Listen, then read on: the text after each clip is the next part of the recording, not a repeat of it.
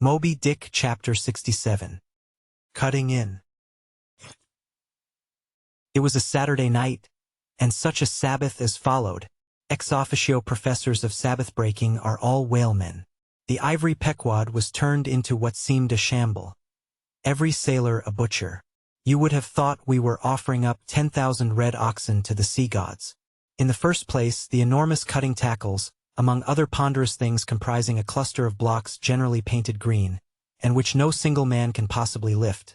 This vast bunch of grapes was swayed up to the maintop and firmly lashed to the lower masthead, the strongest point anywhere above a ship's deck.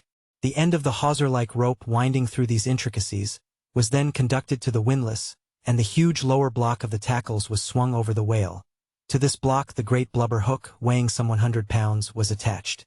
And now suspended in stages over the side, Starbuck and Stubb, the mates, armed with their long spades, began cutting a hole in the body for the insertion of the hook just above the nearest of the two side fins. This done, a broad, semicircular line is cut round the hole.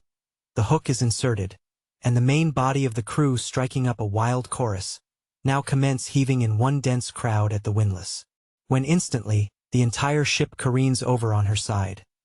Every bolt in her starts like the nail heads of an old house in frosty weather.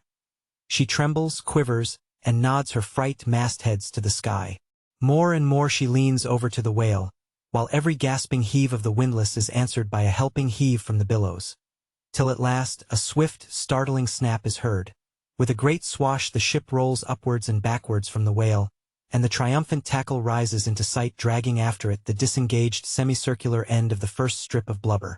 Now as the blubber envelopes the whale precisely as the rind does an orange, so is it stripped off from the body precisely as an orange is sometimes stripped by spiralizing it. For the strain constantly kept up by the windlass continually keeps the whale rolling over and over in the water, and as the blubber in one strip uniformly peels off along the line called the scarf, simultaneously cut by the spades of Starbuck and Stubb, the mates, and just as fast as it is thus peeled off, and indeed by that very act itself, it is all the time being hoisted higher and higher aloft till its upper end grazes the maintop.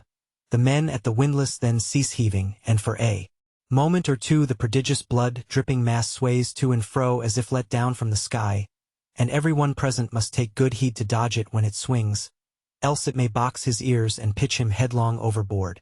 One of the attending harpooneers now advances with a long, keen weapon called a boarding sword, and watching his chance he dexterously slices out a considerable hole in the lower part of the swaying mass.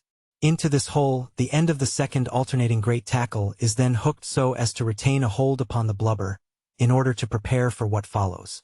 Whereupon, this accomplished swordsman, warning all hands to stand off, once more makes a scientific dash at the mass, and with a few sidelong, desperate, lunging slicings, severs it completely in twain, so that while the short lower part is still fast, the long upper strip, called a blanket piece, swings clear, and is all ready for lowering.